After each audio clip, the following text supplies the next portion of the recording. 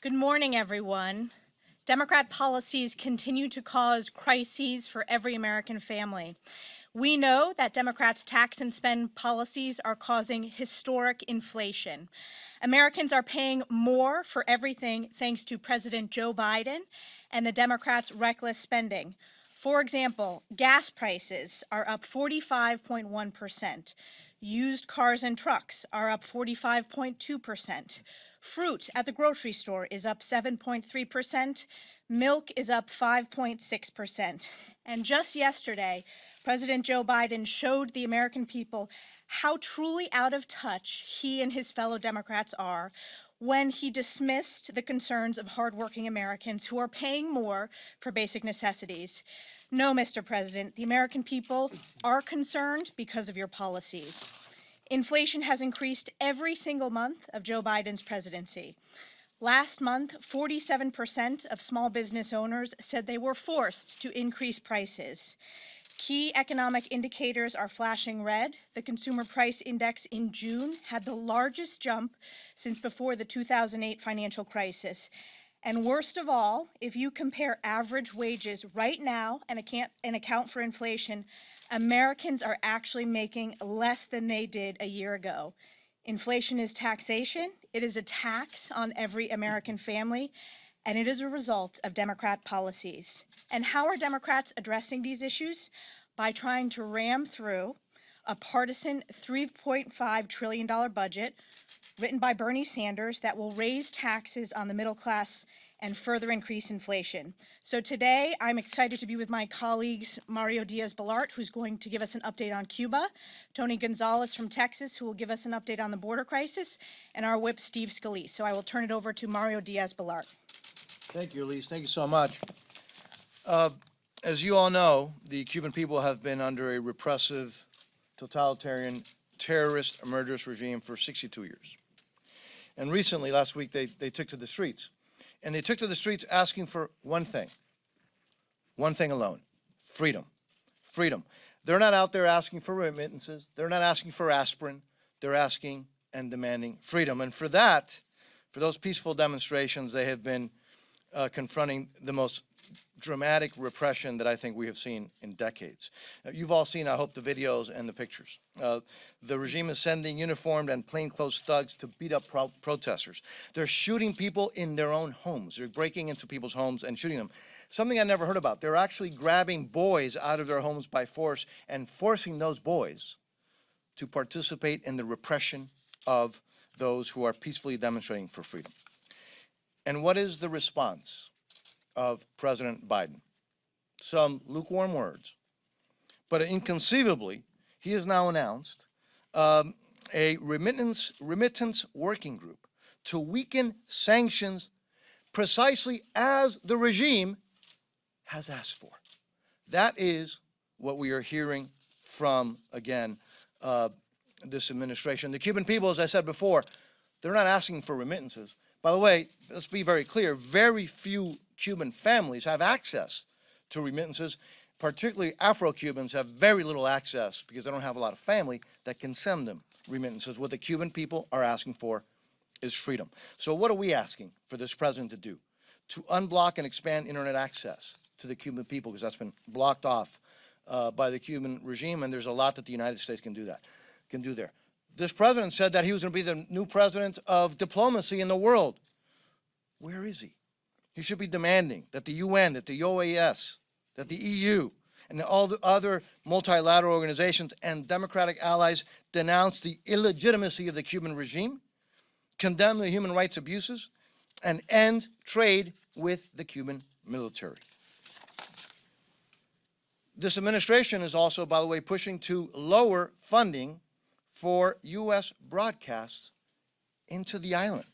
Think about that. As he wants to increase funding on just about everything except for national security and defense, he also wants to decrease funding for broadcasts from the United States into the island, which the Cuban people are, by the way, now more than ever using to communicate with each other. And for those who say that the fault of the repression and the murdering of innocent Cubans, the fault of that is the United States trade embargo. Let me be very clear. The sanctions on the Cuban military, which is what they are, go away just with three things taking place on the island. Number one is free the political prisoners in Cuba. Is that something that's too much to ask for? Is that something that our colleagues, Democratic colleagues, don't support? Number two is allow for some basic freedoms. Freedom of the press, independent labor unions, political parties. Is that something that we don't support in the United States? Is that something that our colleagues, Democratic colleagues, don't support? And number three, start the process for free and fair elections. Then the sanctions go away in a day. So again, what we're asking for is real solidarity from the administration, President Biden's administration, not just empty lip service, and then looking at ways to eliminate or weaken sanctions. Mr. President, please, this is a historic moment. We need the President of the United States to lead and not look at ways of diminishing sanctions or helping the regime, which seems the only thing this president knows how to do.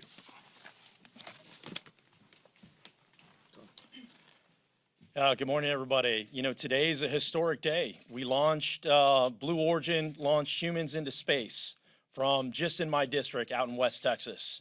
It's also a historic day because at the border, the crisis continues to spiral out of control. We've seen historic numbers continue to rise. Traditionally, during the summer, during the hottest months of the year, immigration flows go down, but that hasn't happened. They've only increased. We've seen almost 190,000 illegal apprehensions for the month of June. That number continues to rise. In Del Rio, yesterday, there were hundreds of migrants from Haiti, from Cuba, from Venezuela that were rushing to get in. The crisis has come to a boiling point. In that same breath, our Border Patrol agents are doing God's work, saving lives. In the Del Rio sector alone, 1,700 lives have been saved due to Border Patrol agents pushing forward in this humanitarian effort.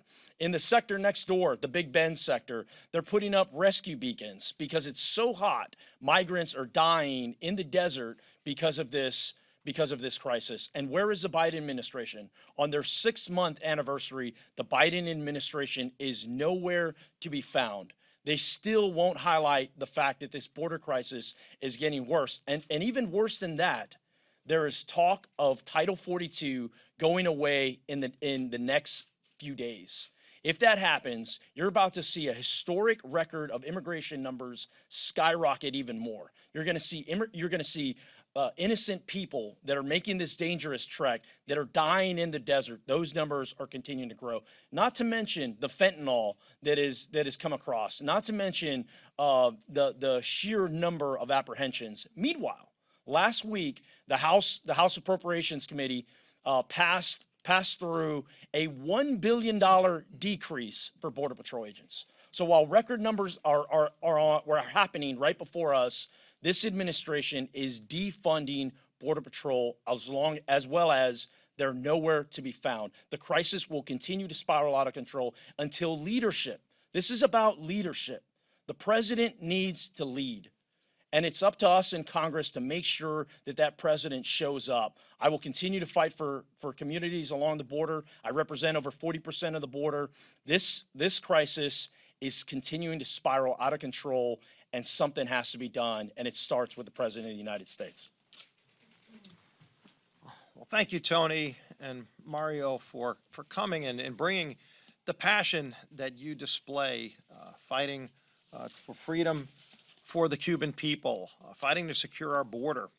Elise, appreciate the message that you've been honing in on, because House Republicans have been fighting for months to highlight this crisis at our southern border that was created specifically by Joe Biden's policies. When Joe Biden sent a signal out to open the border, when he became president, by getting rid of the Remain in Mexico policy, turning his back on the agreements that had already been negotiated, not just with Mexico, but by the Northern Triangle countries. They were all working to finally stop the flow of people coming in illegally, and now we see the doors wide open to the point where The drug cartels have operational control over America's southern border. It has got to come to an end.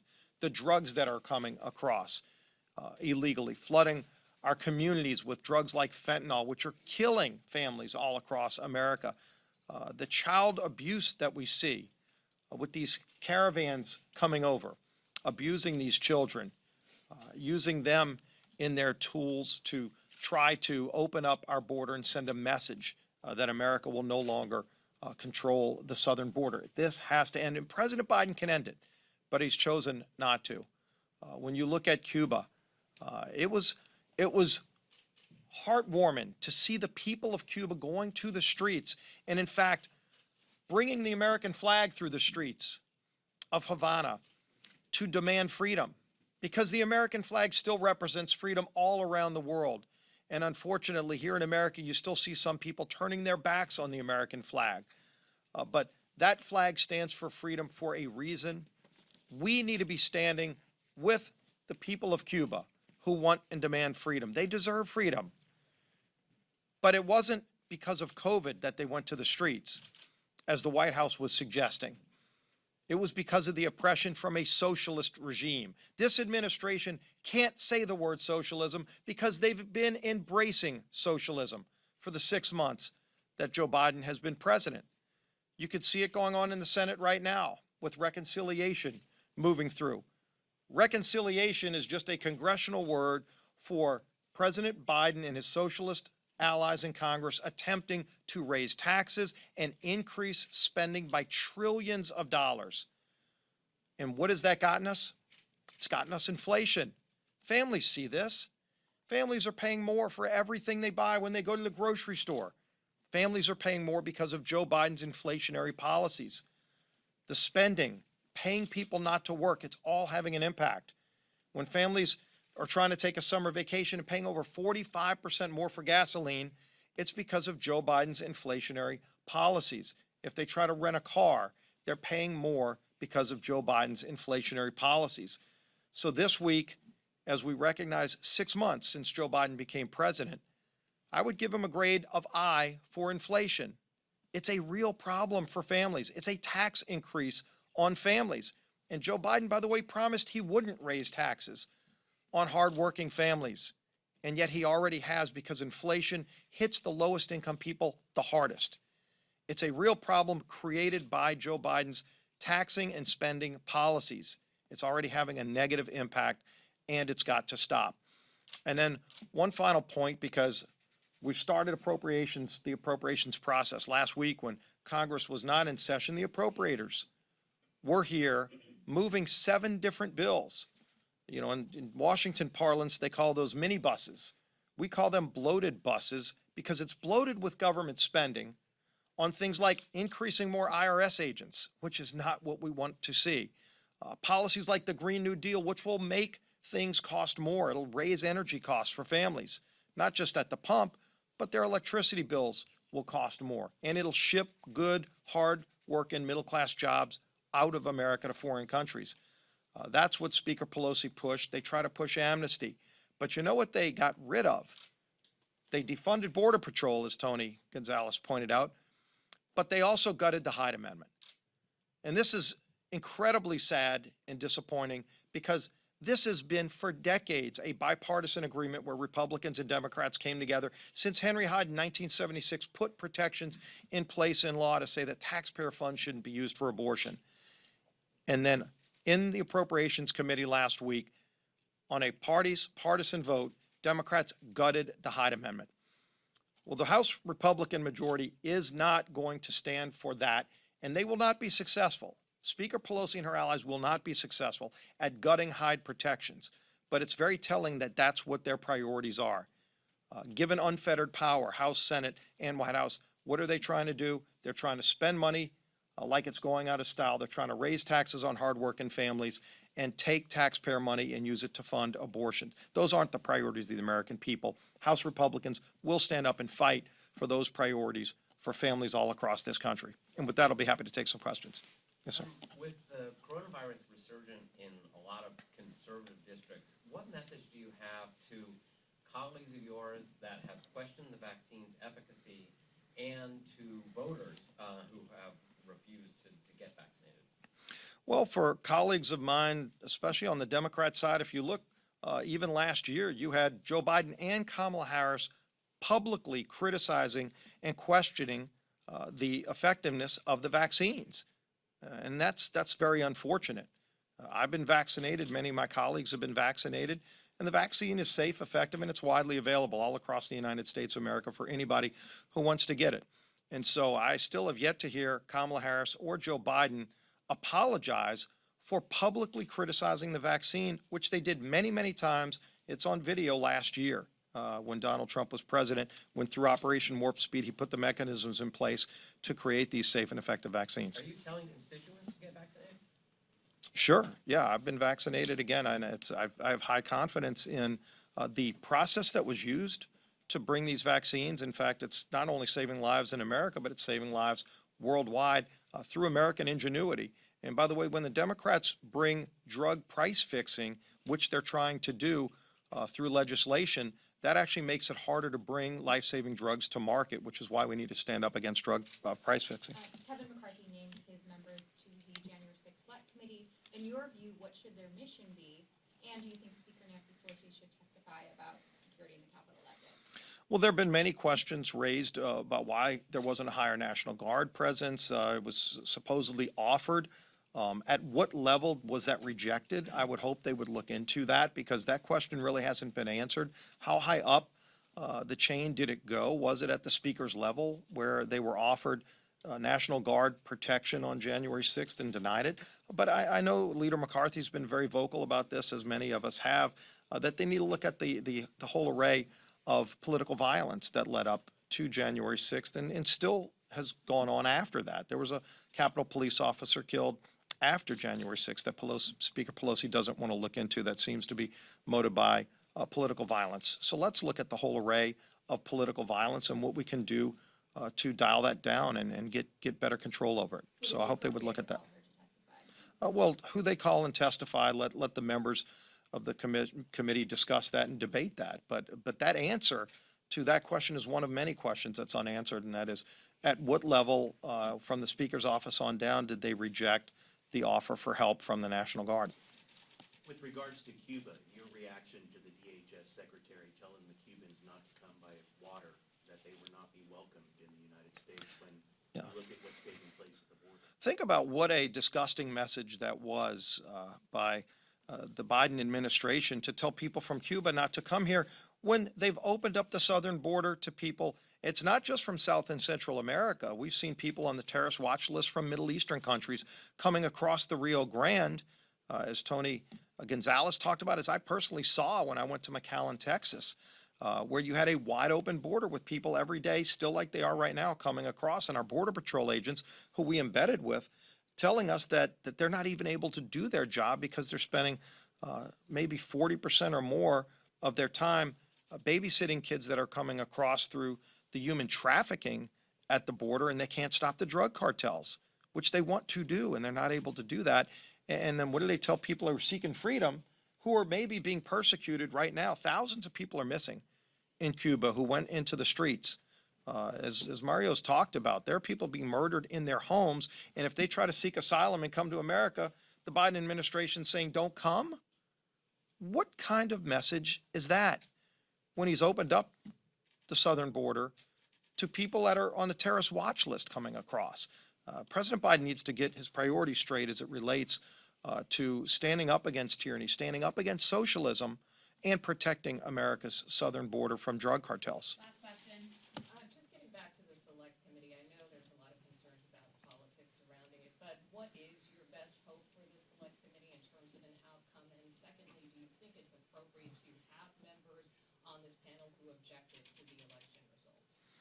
Well, first of all, I would imagine there's some Democrats who have objected to election results, because if you look at January 6th in 2005, for example, a majority of Democrats did not vote to certify the state of Ohio, which would have, by the way, flipped the election to John Kerry if they were successful, which of course they weren't. But ultimately, what should be the mission of this commission? Again, justice needs to be carried out, and the focus should be on facts, not on politics And it seems like Speaker Pelosi's been more interested in politics with this, so that's very unfortunate. But ultimately, when the commission starts, we'll see if they actually get back to the facts. That's where they should be. Well, thank you all again, and we stand in strong support of the Cuban people who seek freedom. We hope President Biden is more vocal. Thank you. Thank you. Thank you.